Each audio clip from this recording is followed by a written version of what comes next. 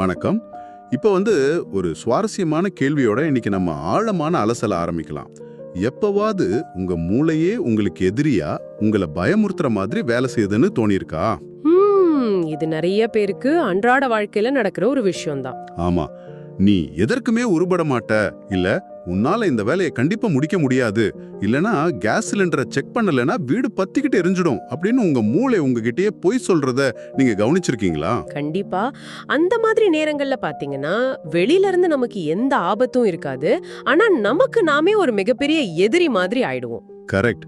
ஒரு பயங்கரமான மன அழுத்தத்துல சிக்கிக்குவோம் இல்லையா? இதை கேட்கும் போதே நிறைய பேருக்கு அட இது நான் தானோ அப்படின்னு தோணலாம். நிச்சயமா தோணும். ஏன்னா இது ரொம்ப இயல்பான ஒரு ஹியூமன் எக்ஸ்பீரியன்ஸ். இன்னைக்கு நாம ரொம்ப ஆழமா பேச போற விஷயம் அதுதான். ஒரு ஃபில்டர் காஃபி குடிச்சுக்கிட்டு ரெண்டு நண்பர்கள் பேசிக்கிற மாதிரியான ஒரு இயல்பான ஆனா ரொம்ப பவர்ஃபுல்லான உரையாடலா இது இருக்க போகுது. ரொம்ப அவசியமான தலைப்பு இது. ஆமா, டாக்டர் ஜெஃப்ரி எம் ஸ்வாட்ஸ் அப்புறம் ரெபேக்கா கிளாடிங் எழுதின you are not your brain, அதாவது நீங்கள் உங்கள் மூளை அல்ல அப்படிங்கிற ஒரு சூப்பரான புத்தகத்தோட மைய கருத்தை தான் இன்னைக்கு நம்ம டீகோட் பண்ண போறோம். இந்த புத்தகம் நிஜமாவே நிறைய பேரோட வாழ்க்கையே மாத்திருக்கு. கண்டிப்பா. மனக்கவலை, தேவையற்ற பயம், கெட்ட பழக்கங்கள், இதுக்கெல்லாம் நாம காரணம் இல்ல, நம்ம மூளை அனுப்புற தவறான சிக்னல்கள் தான் காரணம். அதை எப்படி மாத்தி அமைக்கலாம்னு பார்க்க போறோம். நம்ம ஊர்ல நிறைய பேரு நான் இப்படிதான், என் கேரக்டர் இவ்ளோதான், எனக்கு எதை பார்த்தாலும் பயம் அப்படின்னு தங்களை தாங்களே ஒரு வட்டத்துக்குள்ள சுருக்கிக்குவாங்க. ஆமா, அப்படியே பழகிடுவாங்க. ஆனா அறிவியல் பூர்வமா பார்த்தா அது அவங்க கிடையாது. அது வெறும் அவங்க மூளையோட வயரிங் பிரச்சனை. வயரிங் பிரச்சனையா? ஆமா. இத புரிஞ்சுக்கிட்டு ஒரு 4 படிமுறை, அதாவது 4 ஸ்டெப் மெத்தட் மூலமா மூளையை எப்படி ரீவயரிங் பண்றதுன்னு நேயர்களுக்கு விளக்குறதா நம்மளோட மிஷன். சூப்பர். இப்போ நீங்க சொல்றத வச்சு பார்த்தா எனக்கு ஒரு அடிப்படையான சந்தேகம் வருது. சொல்லுங்க, என்ன சந்தேகம்? மூளை நமக்கு எதிரியா வேலை செய்யும், பொய் சொல்லணும்னு சொல்றீங்களே, அது எப்படி சாத்தியம்? நம்ம உடம்புல இருக்கிற ஒரு மாஸ்டர் கண்ட்ரோல் சிஸ்டம் எல்லாமே மூளை தானே. அது சொல்றத கேட்டுதானே நம்ம உடம்பே இயங்குது. அப்படிப்பட்ட ஒரு சிஸ்டம் எப்படி போய் சொல்லும்? இங்கதான் அந்த புத்தகத்தோட மிகப்பெரிய ஆஹா மூமெண்ட் இருக்கு. நம்ம மூளை எப்போதுமே 100% உண்மையை தான் சொல்லும்னு நம்ம கண்மூடித்தனமா நம்பிட்டு இருக்கோம். பின்ன இல்லையா? மூளை சொல்றது எப்படி பொய்யாகும்? அதுதான் தப்பு. இந்த புத்தகத்துல டிசெப்டிவ் பிரெயின் மெசேஜஸ், அதாவது மூளையின் ஏமாற்றும் செய்திகள் அப்படின்னு ஒரு கான்செப்ட முன்வைக்கிறாங்க. மூளையின் ஏமாற்றும் செய்திகள்? ஆமா. நம்ம மூளை சில நேரங்கள்ல ரொம்ப கன்வின்சிங்கல்னு ஆனா சுத்தமா உண்மை இல்லாத செய்திகளை நமக்கு அனுப்பும். ஒரு சின்ன தப்பு பண்ணிட்டா கூட நீ ஒரு முட்டாள், உனக்கு எதுவுமே வராது அப்படின்னு ஒரு குரல் உள்ள கேட்கும். ஆமா, நிறைய பேருக்கு அந்த குரல் கேட்கும். இல்லனா பாத்தீங்கன்னா திடீர்னு ஒரு மீட்டிங் போறதுக்கு முன்னாடி காரணமே இல்லாம வயிறு கலக்கும், கைகள் நடுங்கும். இதெல்லாம் நிஜமான ஆபத்து கிடையாது. ஓஹோ, அப்போ இது நிஜம் இல்லையா? இல்ல, இது மூளையோட தப்பான நரம்பு மண்டலங்கள் அனுப்புற ஃபேக் சிக்னல்கள். அட, இது கேட்கும்போது ஒரு பெரிய ரிலீஃப் கிடைக்குது. அப்ப என் மூளை சொல்றதெல்லாம் நான் அப்படியே நம்ப வேண்டியது இல்லையா? கண்டிப்பா நம்ப கூடாது. இது எப்படி இருக்குன்னா நம்ம போன்ல தேவையில்லாம வர்ற ஸ்பாம் மெசேஜ் மாதிரி இருக்கு. எப்படி சொல்றீங்க? இப்போ உங்களுக்கு 1 கோடி ரூபாய் லாட்டரி அடிச்சிருக்கு, இல்லனா உங்க பேங்க் அக்கவுண்ட் பிளாக் ஆயிடுச்சு, உடனே இந்த லிங்க் கிளிக் பண்ணுங்க அப்படின்னு மெசேஜ் வரும்ல? ஆமா, டெய்லி வருது. அந்த மெசேஜ் நம்ம இன்பாக்ஸ்ல இருக்குங்கிற ஒரே காரணத்துக்காக அது உண்மையாயிடாது. நாம உடனே பதறி போய் பேங்க்குக்கு கால் பண்ண மாட்டோம். ஓகே, இது ஸ்பாம் அப்படின்னு பார்த்துட்டு டெலீட் பண்ணிடுவோம். நம்ம மூளையும் அந்த மாதிரி ஸ்பாம் மெசேஜ் அனுப்புமா? அட்டகாசமான உதாரணம். எக்ஸாக்ட்டா அதுதான் நடக்குது. போனுக்கு வர ஸ்பாம் மெசேஜ் எப்படி உங்களோட நிஜமான பேங்க் அக்கவுண்ட்டையோ உங்க போனோட தரத்தையும் குறிக்காதோ, அதே மாதிரி உங்க மூளை அனுப்புற இந்த நெகட்டிவ் எண்ணங்கள் உங்க கேரக்டர் கிடையாது. நீங்க உங்க மூளை இல்ல. நீங்க உங்க மூளை இல்ல. வாவ்! இங்கதான் உண்மையான நான், அதாவது ட்ரூ செல்ஃப் அப்படிங்கிற விஷயத்தை நம்ம பிரிச்சு பார்க்க பழகணும். ட்ரூ செல்ஃபா? கொஞ்சம் குழப்பமா இருக்கே. மூளை நான் இல்லன்னா அப்ப நான் யாரு? உண்மையான நான் அப்படின்னா என்ன? உங்களுக்குள்ள இருக்கிற அன்பு, கருணை, மத்தவங்களுக்கு உதவி பண்ணணுங்கிற எண்ணம், உங்களோட நீண்ட கால இலக்குகள், இது எல்லாம் தான் உண்மையான நீங்க. அப்ப அந்த பயம், கோபம் எல்லாம்? அந்த தேவையில்லாத பயம், கோபம், பதட்டம், ஒரு கெட்ட பழக்கத்தை திரும்ப திரும்ப பண்ண தூண்டுற ஆசை, இதெல்லாம் உங்க மூளையில ஏற்பட்டிருக்கிற ஒரு ஷார்ட் சர்க்கியூட் மாதிரி. ஷார்ட் சர்க்கியூட்டா? ஆமா. ஒரு எலக்ட்ரானிக் போர்டுல தப்பா வயரிங் ஆனா எப்படி எரியக்கூடாத பல்ப் எரியுமோ அந்த மாதிரி. ஓகே, ஆனா சும்மா வயரிங் பிரச்சனைன்னு பொதுவா சொல்லிட முடியாது. உள்ள என்ன பயாலஜி நடக்குதுன்னு எனக்கு தெரிஞ்சாகணும். கண்டிப்பா பார்க்கலாம். மூளை ஏன் இப்படி தப்பா சிக்னல் கொடுக்குது, எந்தெந்த பகுதிகள் இதுக்கு காரணம்னு கொஞ்சம் ஆழமா சொல்ல முடியுமா? மூளையோட சில குறிப்பிட்ட பகுதிகளை நாம இங்க பிரிச்சு பார்க்கணும். முதல்ல prefrontal cortex. Prefrontal cortex. Okay. இதுதான் நம்ம மூளையோட சிந்திக்கும் திறன், லாஜிக், பிளானிங் எல்லாத்தையும் கண்ட்ரோல் பண்ற ஒரு சிஇஓ மாதிரி. இதுதான் நல்லது கெட்டதா அலசி ஆராயும். அதாவது மூளையோட பாஸ். கரெக்ட். அடுத்து அமிக்டாலா அப்படின்னு ஒரு சின்ன பகுதி இருக்கு.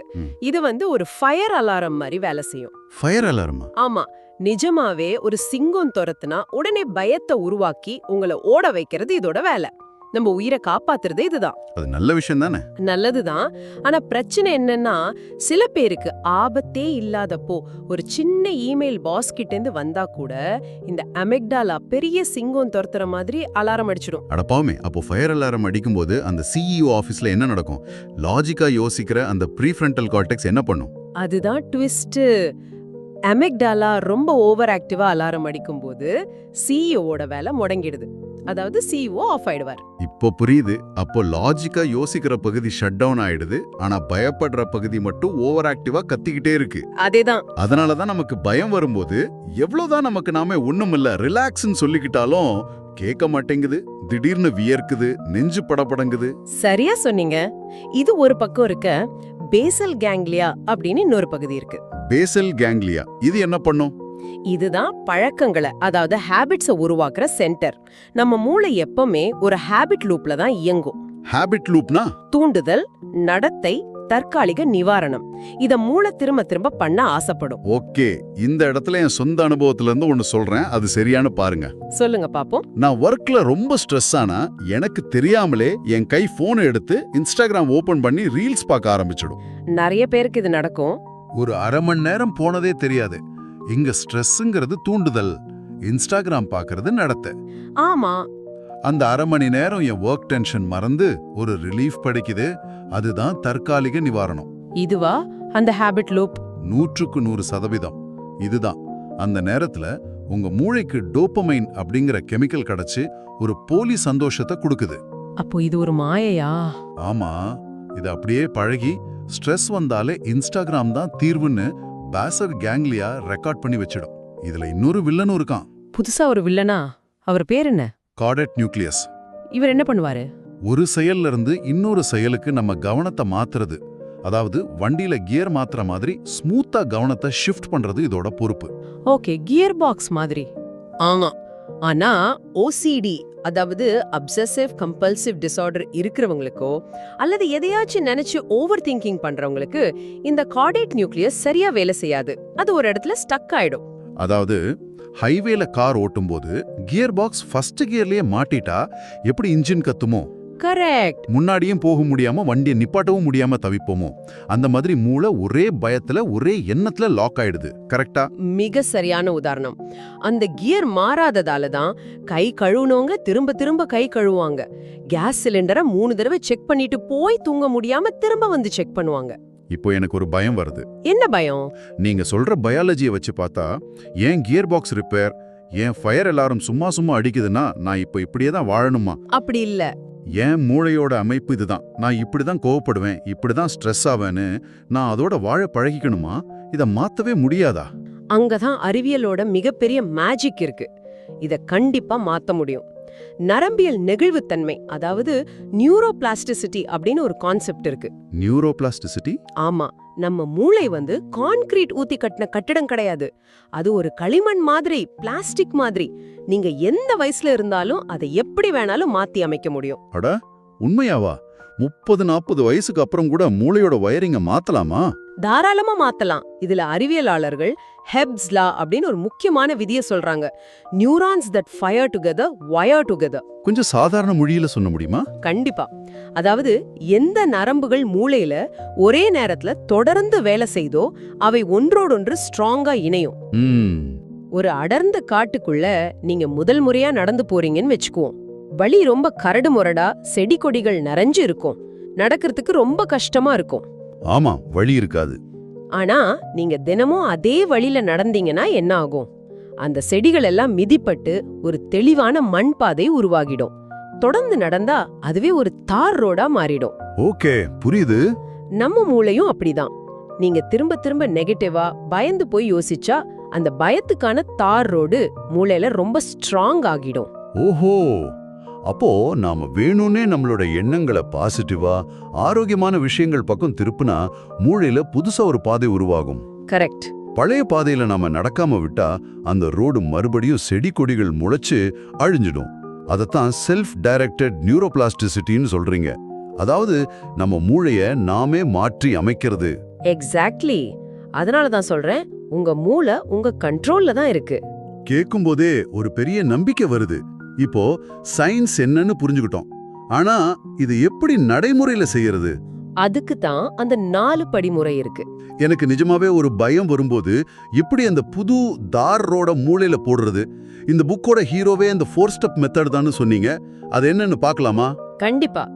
இந்த 4 படிகள் தான் உங்க மூளைய ரீவயரிங் பண்றதுக்கான பிராக்டிகல் டூல் கிட். ரொம்ப கவனமா கேட்டுக்கோங்க. முதல் படி ரீலேபிள், அதாவது மறுபெயரிடு. ரீலேபிள், அதாவது அதுக்கு வேற பேர் வைக்கணுமா? ஆமா. உங்களுக்கு ஒரு கெட்ட எண்ணமோ தேவையான பயமோ வரும்போது அத நிஜம்னு நம்பி அதுக்குள்ள மூழ்கிடக்கூடாது.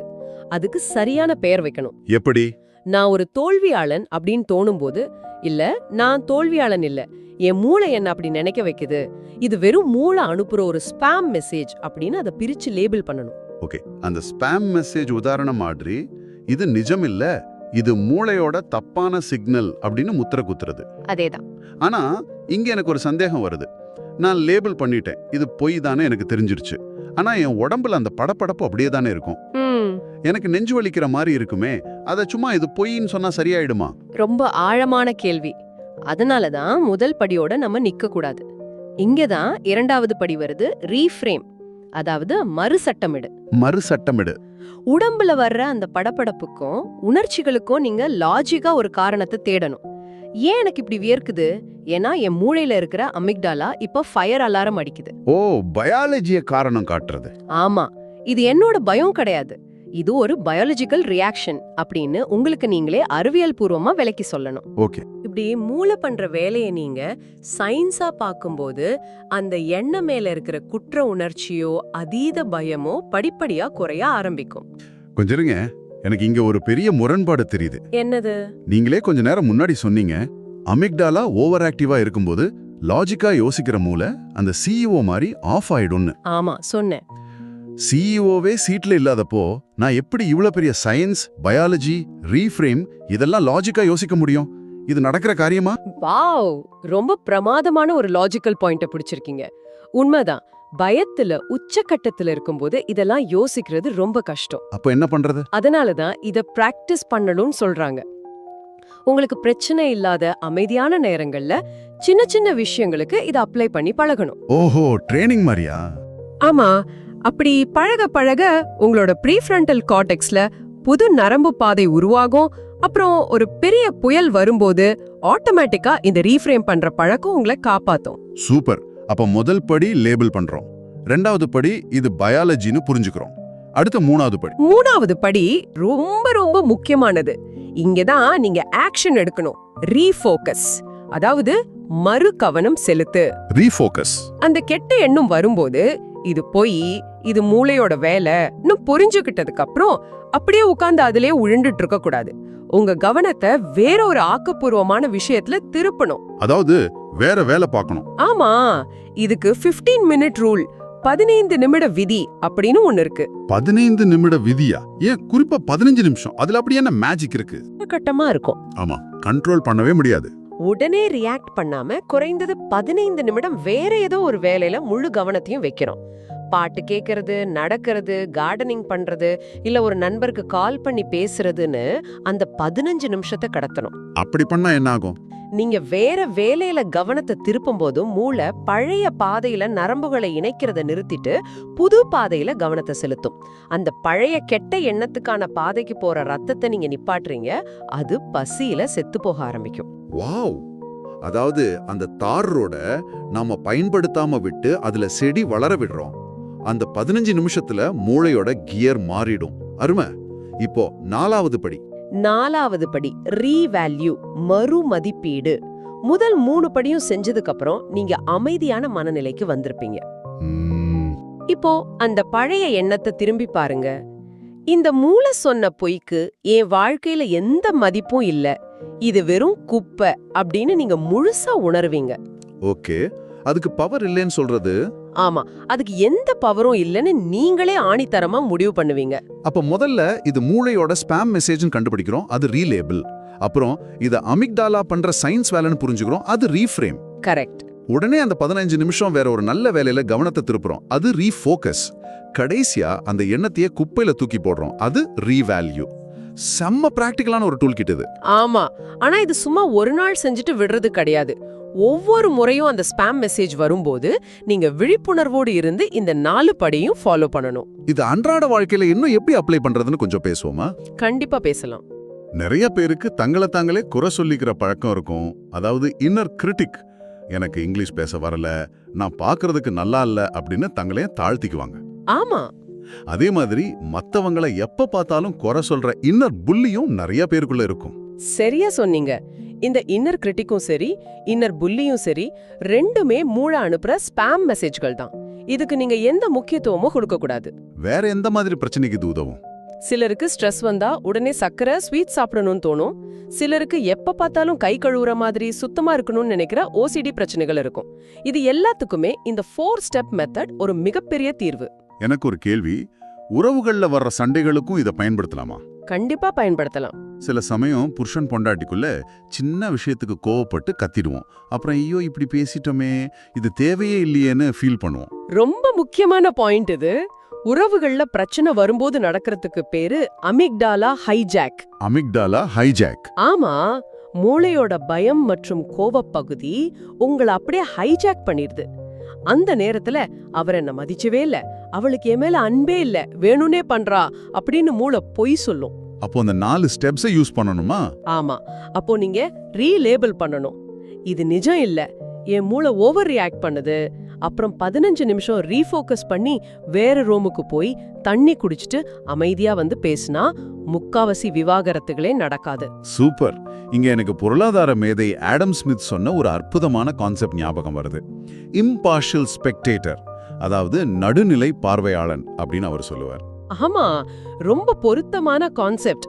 அந்த நடுநிலை பார்வையாளன்ங்கிறது என்னன்னு நீங்க எப்படி புரிஞ்சுக்கிட்டீங்க? அதாவது ஒரு கிரிக்கெட் மேட்ச்ல நாம பிளேயரா களத்துல நின்னா ஒவ்வொரு பாலுக்கும் பதட்டம் இருக்கும், கோபம் வரும். ஆமா, ஆனா நாம பிளேயரா இல்லாம அம்பையரா நின்னு பார்த்தா எப்படி இருக்கும்? எந்த உணர்ச்சியும் இல்லாம ஓகே பால் வெளியே போகுது, வைடு அப்படின்னு ரொம்ப நடுநிலையா வேடிக்கை பார்ப்போம் இல்லையா? கரெக்ட். அது மாதிரி நம்ம எண்ணங்களை நாமளே வெளியிருந்து ஒரு 3வது நபர் மாதிரி கவனிக்கணும். ஓ, என் மூளை இப்ப பயப்படுது, ஓ எனக்கு இப்போ கோவம் வர்ற மாதிரி சிக்னம் கிடைக்குது அப்படின்னு நாமளே அம்பையர் மாதிரி நின்னு வேடிக்கை பார்க்கணும். கரெக்டா? பிரமாதமா எக்ஸ்பிளைன் பண்ணீங்க.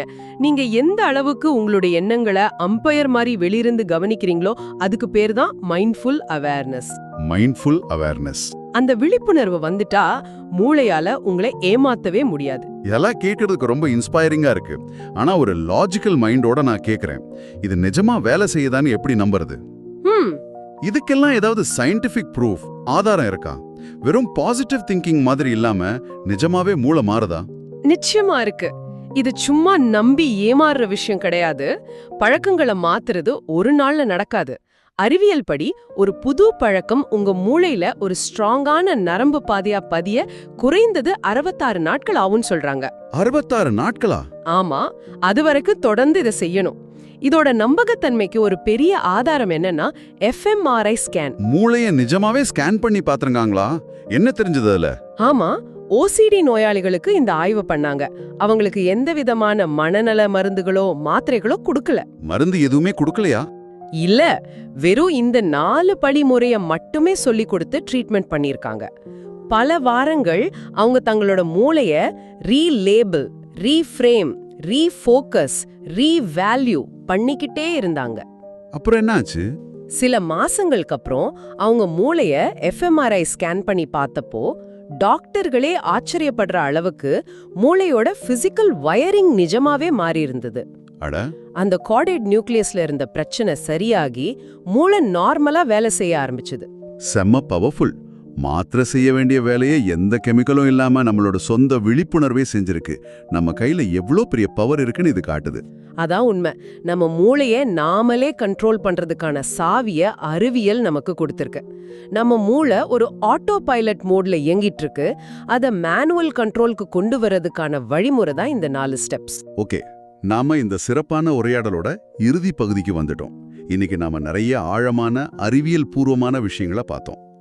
இதை ரொம்ப சிம்பிளா ஒரே வரியில சுருக்கி சொல்லணும்னா, உங்க மூளை வெறும் ஒரு கருவி மட்டும்தான். அதை பயன்படுத்துற முதலாளி நீங்க தான். அதனால மூளை சொல்ற எல்லா ஸ்பாம் மெசேஜையும் பொய்யையும் கண்மூடித்தனமா நம்பாதீங்க. 100% உண்மை. நீங்க உங்க மூளை கிடையாது. நீங்க அந்த மூளைய பயன்படுத்துறவர். உங்களோட உண்மையான மதிப்புகள், உங்களோட கருணை, உங்களோட லட்சியங்கள், இதுதான் உண்மையான நீங்க. இந்த விழிப்புணர்வு வந்தாலே பாதி பிரச்சனை தீர்ந்துடும். கண்டிப்பா. நேயர்களுக்கு இன்னைக்கு இந்த ஆழமான அலசல் மூலமா நிறைய ஆஹா மொமெண்ட்ஸ் கிடைச்சிருக்கும்னு நம்புறேன். அந்த ஸ்பாம் மெசேஜ் உதாரணத்தையும் காட்டுக்குள்ள புது தார் ரோடு போடுற உதாரணத்தையும் எப்பவும் ஞாபகம் வச்சுக்கோங்க. ஆமா, தேவையற்ற பயமோ கோபமோ வந்தா, ஓகே இது ஸ்பாம், என் மூளை என்னை ஏமாத்துது அப்படின்னு விழிப்புணர்வோடு இருங்க. ஒரு 15 நிமிஷம் கவனத்தை திருப்புங்க. இப்போ கடைசியா இந்த உரையாடலை முடிக்கும்போது உங்களை இன்னும் கொஞ்சம் ஆழமா சிந்திக்க வைக்கிற ஒரு கேள்வியோட நான் விடைபெறலான் இருக்கேன். கொஞ்சம் நிதானமா யோசிச்சு பாருங்க. நீங்க உங்க மூளை இல்ல, மூளை சொல்றது வெறும் சிக்னல்கள் தான் அப்படின்னு நாம பார்த்தோம். அப்போ உங்க மூளை என்ன சொல்லுதுன்னு வெளியே இருந்து ஒரு அம்பையர் மாதிரி கவனிக்கிற அந்த நடுநிலை பார்வையாளன் தான் நீங்கன்னா, உண்மையில அந்த நீங்க யாரு? மூளைக்கு அப்பாற்பட்ட, மூளையையே வேடிக்கை பார்க்கிற அந்த விழிப்புணர்வு எங்கிருந்து வருது? ரொம்ப ஆழமான கேள்வி. இந்த ஆழமான கேள்வியை உங்க சிந்தனைக்கே விட்டுட்டு நாங்க